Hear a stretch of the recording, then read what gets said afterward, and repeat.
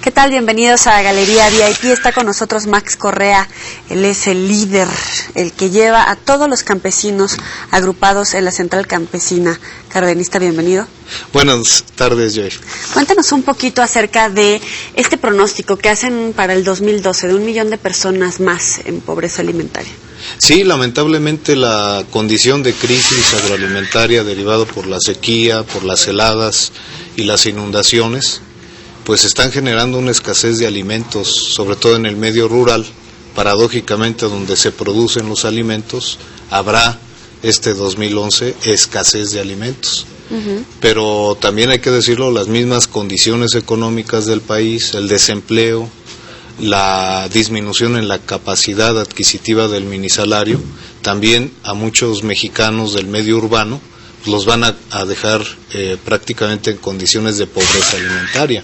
Por eso nosotros valoramos que el número de mexicanos en condiciones de pobreza alimentaria en el 2012 podrá elevarse a 1 millón más o quizá a un número mayor de mexicanos que no tendrán la capacidad de acceder a los alimentos porque no hay alimentos o bien porque lo que perciben como ingreso no les alcanza para adquirir esos alimentos. ¿Más de la mitad de los alimentos que consumimos son de importación? Desgraciadamente México en los últimos años ha perdido su capacidad de producir nacionalmente los alimentos que los mexicanos consumimos, y esta dependencia agroalimentaria pues sí ya ha llegado en algunos lugares a porcentajes superiores. Por ejemplo, si hablamos de las oleaginosas, el cártamo, el ajonjolí, el girasol y otras oleaginosas, el soya, tenemos una dependencia de casi el 90% de importaciones. Si hablamos de la carne de res, vamos a mencionar casi el 55% de importaciones. Y ya en un promedio de todos los alimentos básicos y estratégicos que consumimos los mexicanos, ahí sí tendríamos que hablar de una dependencia de casi el 50% de importaciones. La FAO y la OCDE dice que por lo menos debe de producir cada país 75% de lo que consume. ¿Cómo interpretan ustedes estas cantidades del 95 al 55% que está haciendo México? Pues ya eso nos prende los focos rojos, ¿no? Nosotros tendríamos que introducir también, y es algo que defendemos, el concepto de soberanía alimentaria. Son dos conceptos. La FAO maneja el de seguridad alimentaria y es a lo que usted se refiere. Garantizar con producción nacional el 75% del abasto de una población nacional. Nosotros defendemos mucho el concepto de soberanía alimentaria, que implicaría producir nacionalmente pues casi al 100% los alimentos que son básicos y estratégicos para el consumo nacional. El artículo 27 de él, en su fracción 20, se deriva una ley reglamentaria, la Ley de Desarrollo Rural Sustentable, y en esa ley se establece ambos conceptos, el de seguridad y el de soberanía alimentaria. Y cuando se refiere a la soberanía alimentaria, se refiere también a los alimentos básicos y estratégicos que se deben producir nacionalmente, y lo relaciona con claridad. No recuerdo el artículo, es por ahí del 174, el artículo, y menciona el maíz, desde luego, el frijol, la caña de azúcar, el café, el arroz, la carne de cerdo, de aves, de bovinos, fundamentalmente. Entonces, México, por ley, sí tiene definido su concepto de soberanía alimentaria, tiene definido cuáles son los alimentos básicos y estratégicos para esta soberanía, pero hoy también los mexicanos tenemos establecido el derecho a la alimentación en el artículo 4 de la Constitución, y el Estado mexicano la obligación de garantizar ese derecho. Esto Sin embargo, es importante. No bueno, es importante que su auditorio conozca que desde octubre del año 2011 se publicó esta reforma constitucional, que la respaldaron todos los partidos, y que ahora el reto para el Estado mexicano es garantizar que se cumpla ese derecho. Y los ciudadanos del medio rural y urbano, pues tenemos la obligación de hacer valer ese derecho, de hacerlo exigible, ese derecho. Pero se está hablando de que, por ejemplo, en términos de frijol, Sí. se está produciendo nada más el 25%. ¿Es real esta cifra?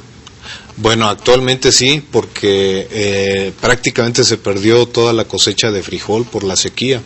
Los estados principalmente productores de frijol en México es Chihuahua, Zacatecas, Durango, principalmente Nayarit, pero los estados fundamentales, que son Zacatecas, Durango y Chihuahua, por la sequía y por las heladas, perdieron prácticamente las cosechas a un grado casi del 80%.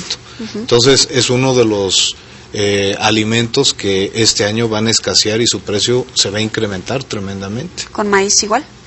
El maíz también se vio afectado. Hay que recordar que desde febrero del año pasado nos llegó una helada atípica en Sinaloa, donde casi se produce el 80% del maíz blanco. Hay dos tipos de maíz: el blanco, que es el del consumo humano nacional, y el amarillo. Y casi el 80% del maíz blanco se produce en Sinaloa. Con esa helada de febrero del año pasado, pues prácticamente se perdió el 80% de la producción de maíz blanco. Tuvo que hacer una resiembra, lo cual se permitía porque son tierras de riego y había condiciones para hacerlo. Pero cuando nos pega la sequía, y muchas de las personas de su auditorio lo sabe, pues aquí esta situación tiene secuelas que van repercutiendo de muchas maneras. Muchas de las ciudades rurales donde seguramente estarán viendo este programa saben que la sequía le está pegando de manera indirecta pues al dueño de la tienda, de la esquina, al médico, al taxista, al transportista. Las economías en las zonas rurales pues están dependiendo de las cosechas agropecuarias y de la actividad agropecuaria del país. Entonces esto le está pegando a más de la mitad de los municipios del territorio nacional. Más las pérdidas de cabezas de ganado, ¿no? Bueno, eso también, o sea, mucho ganado está muriendo en Chihuahua, en Durango, en Zacatecas, en San Luis Potosí, en Tamaulipas, en Nuevo León, y esto tiene una repercusión en toda la cadena productiva y en todo el circuito económico pues de las grandes y medianas y pequeñas ciudades rurales. Para el 2012 también se pronostican altas temperaturas y sequías, sobre todo en la zona noroeste de la República, donde ya hay problemas severos, ¿no? ¿Son suficientes los recursos asignados para el 2012 por parte del gobierno federal? Bueno, también aquí creo que hay una situación engañosa. Hay que aclarar a su auditorio que la Cámara de Diputados autorizó un monto presupuestal, que es el que ha estado anunciando el presidente Calderón, para gastarse o invertirse, como lo queramos interpretar, en el 2012 de manera ordinaria.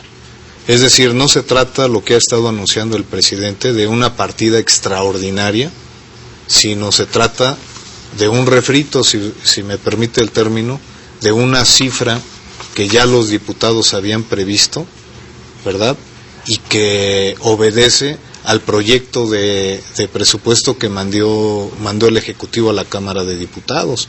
Entonces, no están previstos recursos extraordinarios para enfrentar este problema extraordinario que hoy vive el campo mexicano.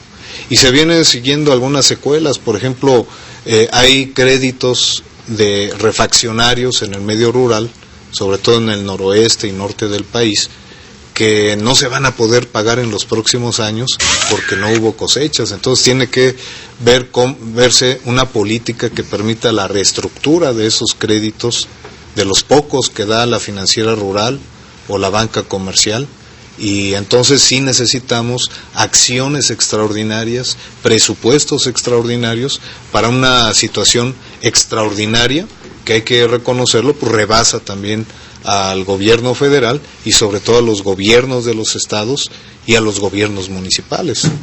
Todo este atraso y el olvido que tiene el campo, más crisis con el cambio climático por un lado, sequías, inundaciones, heladas, de alguna manera nos están indicando que no nos va a alcanzar el dinero en ningún momento. ¿Cuáles son las políticas públicas que ustedes están demandando que cambie para que esta situación comience a enfrentarse de manera efectiva? Claro, bueno, es importante también aclararle a su auditorio que desde la óptica de las organizaciones campesinas, particularmente de la Central Campesina Cardenista, lo que nosotros decimos es: queremos calidad en el presupuesto y en las políticas públicas que se destinan al medio rural. Creo que hemos llegado a un nivel de cantidad, ¿verdad?, que ahora reclama calidad en el gasto, inteligencia en la aplicación de los recursos y de la política pública, que es desgraciadamente lo que le ha faltado a nuestras últimas administraciones, los últimos 10, 11 años, y que nos podríamos ir un poquito atrás, porque esta calamidad que hoy tenemos por las heladas, las sequías e inundaciones al mismo tiempo, también tienen un origen en las malas políticas que se aplicaron en los dos últimos sexenios priistas y en los dos últimos sexenios panistas. Lo que nosotros pensamos es: hay que reorientar la política pública hacia el sector agropecuario y cuando menos plantearnos algunos objetivos en una nueva política. ¿Cuáles? Que sería garantizar la soberanía alimentaria y el derecho a la alimentación para todos los mexicanos, mandato constitucional y obligación del Estado mexicano. Entonces, ese sería el primer objetivo. Segundo objetivo, que podamos integrar una serie de políticas, de ajustes institucionales, de recursos económicos, de modificación legislativa para garantizar el derecho de la madre tierra, es decir, enfrentar las condiciones de fondo del cambio climático que hoy vive el mundo y particularmente le está pegando así a nuestro país. Y en tercer lugar pondríamos todo lo que tiene que ver con la política social y que tendría como propósito superar la pobreza rural y garantizarle una vida digna a los niños, a las mujeres, a los adultos mayores y a los jóvenes en el medio rural. Eso implica educación, fundamentalmente, acceso a partir de la educación a mejores oportunidades de ingreso, de empleo, ¿verdad? Y por qué no decirlo también de salud, salud alimentaria. ¿La reforma agraria está sujeta al año electoral? Bueno, yo pienso que ninguna institución debe estar sujeta al año electoral, y menos las del sector agropecuario. Las del sector agropecuario deberían tener y estar sujetas al ciclo agrícola, que es un ciclo de vida, y que no entiende de ciclos electorales y tampoco de ciclos fiscales. Entonces, en estos cambios que nosotros proponemos también tendría que aplicarse un criterio de mediano y largo plazo para plantearnos el desarrollo rural integral del país en los próximos 30 años. Y eso implica también hacer una planeación estratégica con presupuestos multianuales. Tenemos el problema que los ciclos de los presupuestos van o son contracíclicos a la necesidad en el medio rural. Por ejemplo, ahorita el campesino tiene necesidad de tener algunos ingresos para preparar las condiciones en el ciclo primavera-verano, aprovechar las lluvias de mayo, junio, julio, que es donde se siembra la mayor parte del territorio nacional, pero los programas y las políticas públicas va a ser difícil que empiecen a caer antes de esa necesidad, porque la recaudación fiscal del gobierno empieza a tomar cuenta hasta el segundo semestre del ejercicio fiscal, hasta julio, en este caso hasta después del ciclo agrícola y en este caso hasta después de las elecciones. Después de las elecciones, es todo un tema, y también esta situación fiscal que ahora los acompaña. Permítame hacer una pausa y ya volvemos con Max Correa. No le cambie.